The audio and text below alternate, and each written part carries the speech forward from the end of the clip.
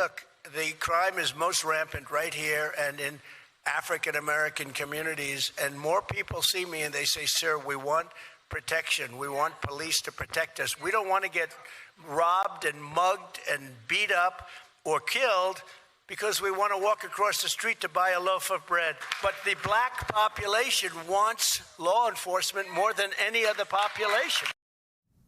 Yeah, as Donald Trump actually said that yesterday in a black church in Detroit. It was part of an effort to court black voters, but most people who showed up to the event were actually not black. That's probably why the ex-president's depiction of black communities as dangerous and crime-ridden prompted cheers from the audience. Critics are now accusing Trump of filling a historically black church with white supporters and even staging the event to show a robust crowd. This effort to court black voters with false claims of rampant crime rates is no surprise and not rooted in reality. In fact, new FBI statistics point to a historic drop in crime in the first quarter of this year. Community leaders are now calling out Trump just about how transparent his intentions are.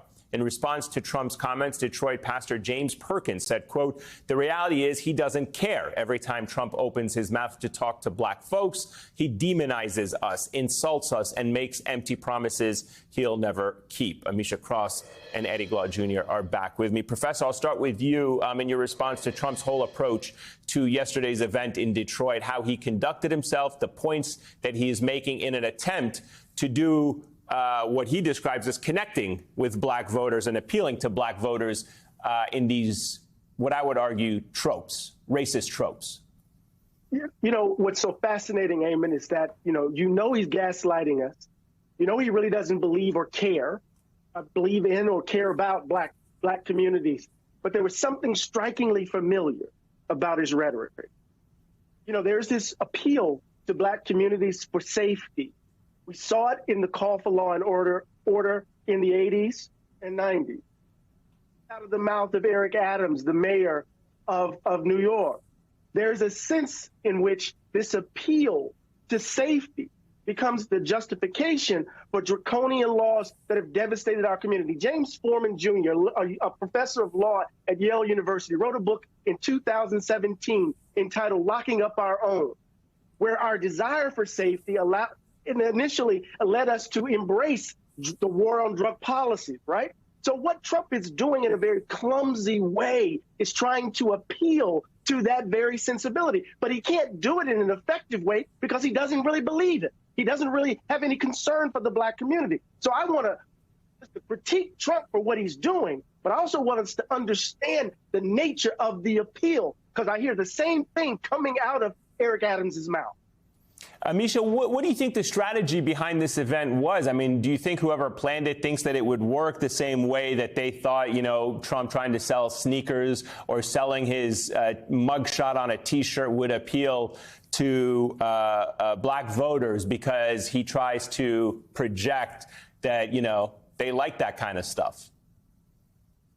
I don't think Trump's worried about this working. Quite frankly, Donald Trump sees avenues where he doesn't need the black vote to even be competitive. With that being said, we're watching him push anti-DEI. We're watching him have these conversations where he's flying people in, the overwhelming majority not being black, as in all of his black events where white people are the predominant people there. But we're also watching him attack black people at every corner, whether it is agreeing with comments and stating himself negative things about HBCUs and HBCU graduates, wanting to reduce funding for black-owned small businesses, wanting to ensure that there are more and heavier crime tactics that resemble those that we fought against just a few years ago in terms of the use of excessive force. This is not someone who stands by and wants to protect black people or wants to see equity or access across our communities. This is someone who is harmful to black policy and black agenda of uplift. He's also doing all of these things, meanwhile, at the same time, supporting Turning Point USA, where he was today, where we have avowed white supremacist Nick Fuentes speaking, where you have people like Charlie Kirk, who leads that organization, who said that black people have smaller brains, who's argued that black people don't need to fly planes because we will crash them, who has argued that we do not need to be doctors because if black people become doctors, people die. This is a guy who is a known racist and who has propagated racism policy after policy. You cannot be that on one side and on the other be a protector and a savior of black people at the same time. It does not compute. Donald Trump doesn't care about black people. What he cares about is running the media in circles, and he does that well. Yeah, he certainly does. Let me play for you both, and I'll get your take on the other side of it. This moment during Trump's remarks yesterday. Watch. Your biggest threat are the illegals taking the jobs. We have threats as to security, too, because, again, so many of them come from prisons and jails, from mental institutions, and even insane asylums. The first community, and this is open knowledge, that's being affected and affected very badly, is the black community, because they're taking your jobs. Professor, it's a classic divide and conquer. What do you make of this apparent attempt to pit black supporters against immigrants? I can't say what I really feel.